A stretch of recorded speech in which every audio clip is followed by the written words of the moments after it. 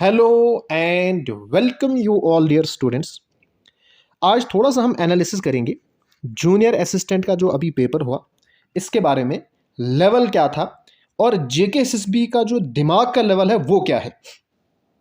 कुछ बच्चे तो ये कह रहे हैं कि जो जूनियर असिस्टेंट का पेपर था वो बहुत ज़्यादा डिफिकल्ट था, हालांकि डिफिकल्ट था ही नहीं, ये तो टोटली इररेलेवेंट था। जो चीज़ें सिलेबस में मेंशन हुई थी वो तो पूछी ही नहीं थी। कुछ बच्चे कहते हैं कि ये यूपीएससी लेवल का था, ये यूपीएससी लेवल का भी नहीं था।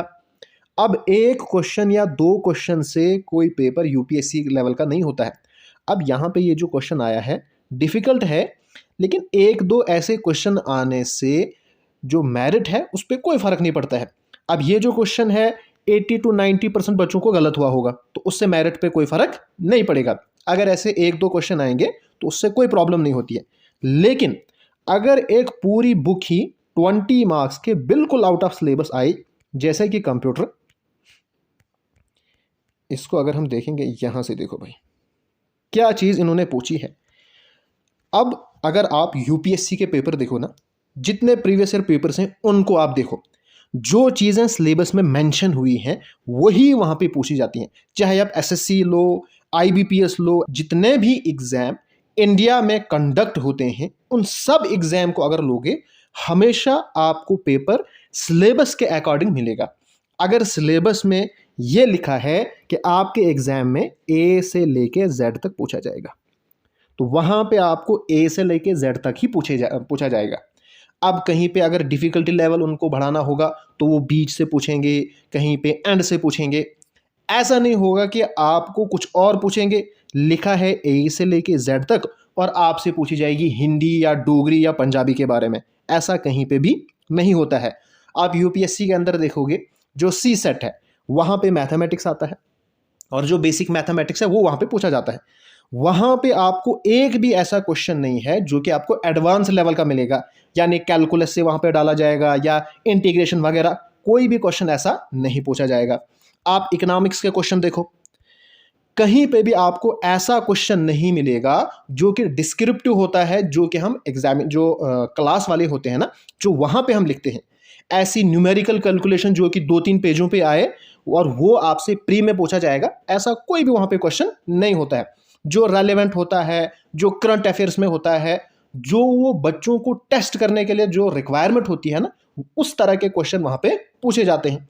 अब यहाँ पे देखो, मुझे ये चीज़ समझ नहीं आती है, करोड़ों के पैसे हमसे वो लेते हैं और वो 2 पैसे खर्च नहीं कर सकते हैं।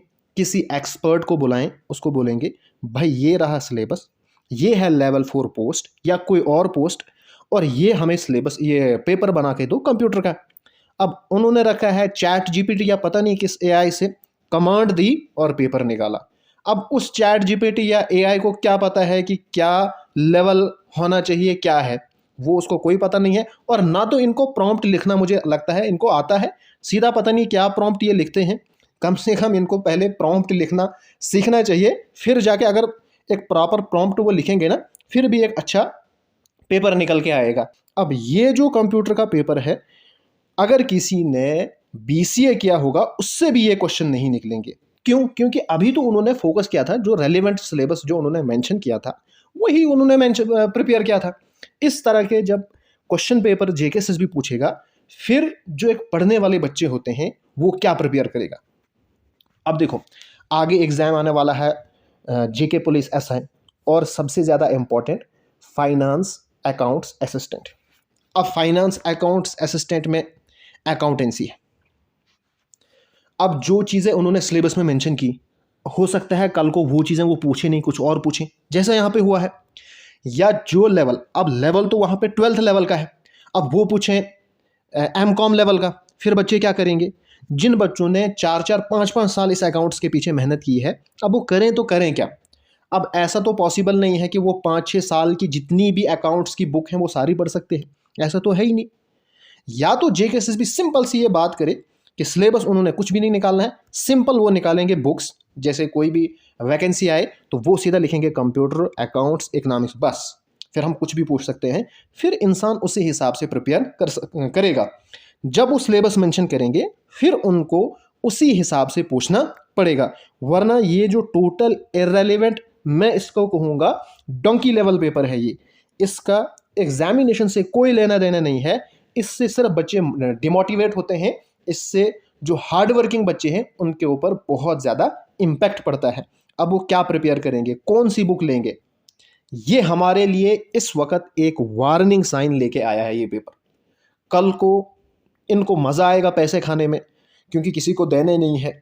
एक बार इन्होंने शायद सब्सक्रिप्शन ली है वहाँ से, और ये इसी तरह से ये पेपर बनाएंगे। हमें इस वक्त आवाज़ उठानी पड़ेगी, जितने भी पॉलिटिकल लीडर्स हैं उनसे हमें बात करनी पड़ेगी। इस तरह का इर्रेलेवेंट पेपर हमें नहीं चाहिए। कल को ये फाइनेंस अकाउंट असिस्टेंट में इसी तरह का पेपर बनाएंगे। अब जो बच्चे पुराने FFA ड्रॉपर्स हैं, उन्होंने कितनी ज़्यादा मेहनत की है, कितनी बार रिवाइज़ किया है, अब वो क्या पढ़ेंगे। अब जो चीज़ें उस सिलेबस में मेंशन है, अब उनको क्या पता कि हमें वो क्या पूछेंगे।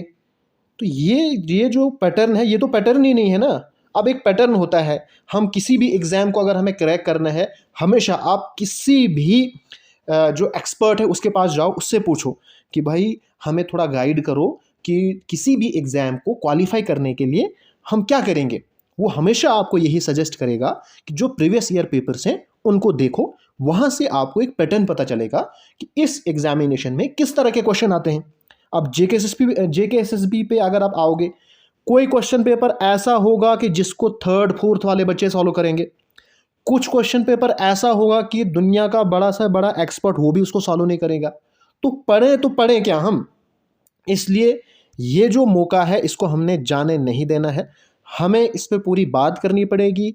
हमें जितने भी पॉलिटिकल लीडर्स हैं उनकी हमें इस वक्त सपोर्ट चाहिए, उनसे हमें सपोर्ट लेनी पड़ेगी। ऐसा पेपर दोबारा नहीं आना चाहिए। खास करके आगे फाइनेंस अकाउंट असिस्टेंट है, JKPSI है, जितने भी आगे वैकेंसीज आने वाली हैं, सब में एक जो प्रॉपर पैटर्न है वो आना चाहिए। डिफ़िकल्टी लेवल आप बढ़ा सकते हो। अगर आप देखोगे, मैंने जो भी पढ़ाया है, हमेशा मैं हाईएस्ट जो डिफ़िकल्टी लेवल होता है वो अचीव करने की कोशिश करता हूँ कि इस टॉपिक में से अगर हाईएस्ट डिफ़िकल्टी लेवल ये क्वेश्चन पूछा जा सकता है, मैं कोशिश करता हूँ कि सारे क्वेश्चन में वो सॉल्व करूँ, ठीक है। लेकिन अब इर्रेलेवेंट है टॉपिक, उन्होंने पूछा है परम्यूटेशन एंड कॉम्बिनेशन, डालेंगे वो कुछ और, क्योंकि मैथमेटिक्स हो या कोई और हो, इतने ज़्यादा टॉपिक्स होते हैं, इतना ज़्यादा वास्ट होता है। अब जैसे अलजबरा है, अलजबरा आप 8th में भी पढ़ते हो, 6th में भी पढ़ते हो, 10th में भी पढ़ते हो, 12th में भी पढ़ते हो, और MSc में भी और PhD भी अलजबरा पे होती है। अब लिखा होगा अलजबरा और पूछेंगे वो MSc लेवल का, तो कहाँ से ये जस्टिस है। जिन बच्चों ने मेहनत की होगी वहाँ पे फिर वो क्या करेंगे, क्लियरली मेंशन होता है कि इस लेवल का आपसे एग्जामिनेशन में पूछा जाएगा, लेकिन यहाँ पे तो इनका कोई लेवल ही नहीं है। इसलिए इस वक्त हमें आवाज़ उठानी पड़ेगी, ताकि JKSSB का भी जैसे बाकी एग्जामिनेशन है, SSC है, IBPS है, हर एक एग्ज़ाम का अलग लेवल है। जैसे SSC देखोगे उसका अलग लेवल है, IBPS देखोगे उसका अलग लेवल है, SBI PO देखोगे उनका अलग लेवल है, UPSC का अलग लेवल है। जितने भी एग्ज़ाम है उनका एक फिक्स लेवल है। अच्छा, ऐसे पेपर यहाँ पे पूछे जाता है। अब जो बच्चे हैं वो उसी के अकॉर्डिंग प्रिपेयर करके प्रीवियस ईयर पेपर्स को कलेक्ट करते हैं, उनको एनालाइज करते हैं, फिर उसी के अकॉर्डिंग अपनी प्रिपरेशन करते हैं। अब इस वक्त जो हार्ड वर्किंग है और जिन्होंने तुक्के लगाए हैं, दोनों को इस वक्त इक्वल मार्क्स हैं। आपका इसके बारे में क्या सोचना है, आप अपनी ओपिनियन कमेंट बॉक्स में ज़रूर रख सकते हो। मैं ये ओपिनियन ज़रूर पढ़ूंगा। All the best.